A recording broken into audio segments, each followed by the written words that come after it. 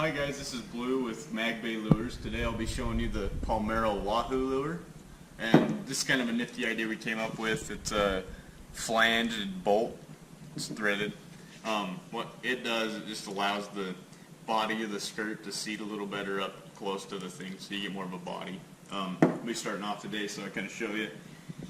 So we use a lot of different variations of colors and stuff in skirts. To start off with, usually pinch it and then you just take a little bit off of it. Should look a little like that. Same thing with this one. We use two skirts here just because it gives the more body, looks a little better. Pledge is your best friend building these, so kind of goofy, but it works. So the easiest way to do it is just how I kind of do it. To get the bolt and everything in there without smashing it, you just spray a little bit in there and it just slides right in. So it should look something like that for that first skirt. And on this guy, you're just going to go around, same thing. Gives it that little extra scent for the fish, you know.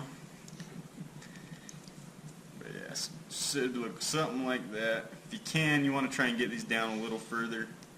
But as long as you can thread it on, it'll seat it. So I'm just going to go on to this. Now these pieces are specially made, so they seem to work really well.